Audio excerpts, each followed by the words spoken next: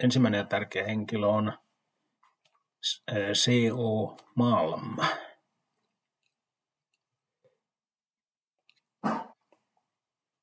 Hän oli Porvoosta ja sieltä sitten lähti Tukholmaan Manilla kouluun. Ja siellä hän alkoi opiskella viittomakieltä.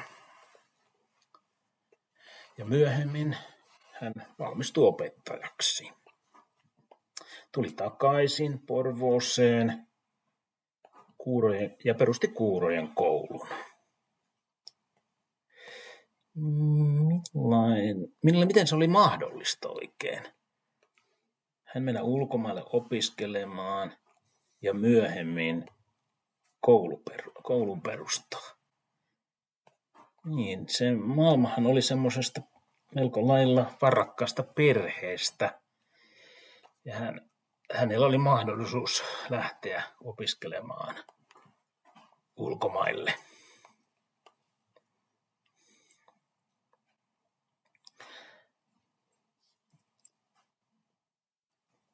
Ja sitten toinen henkilö, joka liittyy kuurojen koulun historiaan, on semmoinen tärkeä ja merkittävä suomalainen runoilija, kuuluisa henkilö Johan Ludvig Runeberg. Runeberg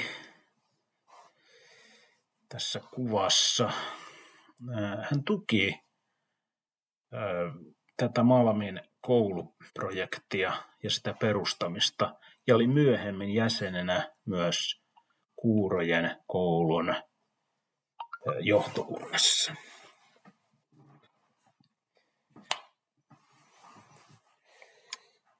Samaan aikaan hän myös on mainittava tässä Runebergin vaimo Fredrika.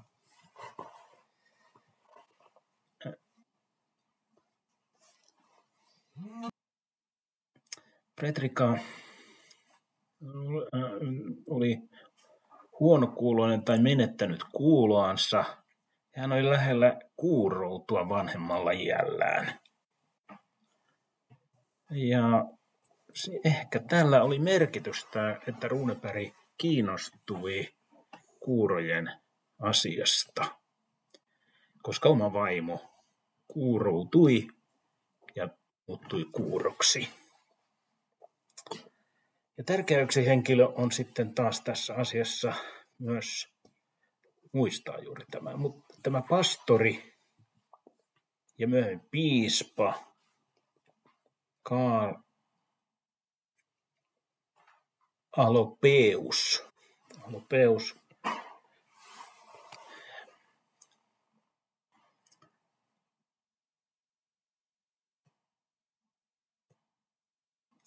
Hän myös opetti kuuroja koulussa ja myöhemmin hänet valittiin Porvoon piispaksi. Sitten 1856 perustettiin tämä koulu ja siinä johtokunnassa oli sitten 3 henkilöä, Malm, Runeberg ja Alopeus. Ja he kaikki nämä muodostivat siis tämän kuurojen koulun johtokunnan.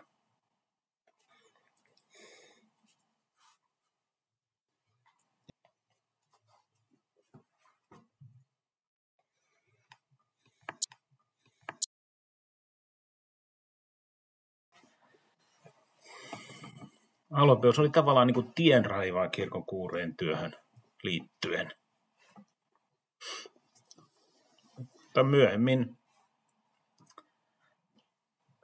yli 50 vuotta myöhemmin, kuurojen koulun perustamisen jälkeen,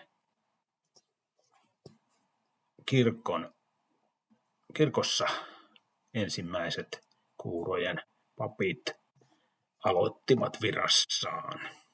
Tärkeää, että oli nyt todellakin pappeja, erityisiä pappeja kirkossa kuuroja varten. Ja ensimmäiset kuurojen papit aloittivat 1908. 2 pappia aluksi valittiin Suomessa.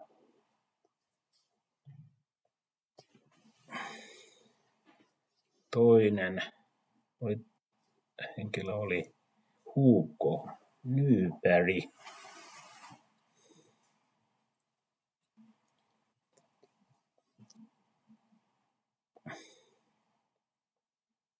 Ja toinen pappi oli vain hetken aikaa virassa.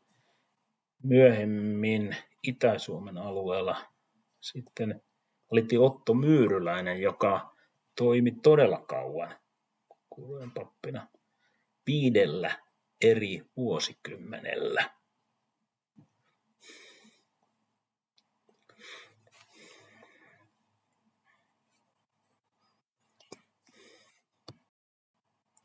No, miten Suomessa kirkossa? Niin, siellä oli nykyään 6 pappia, 6 aluetta ja myös 6 pappia toimii kuurojen työssä.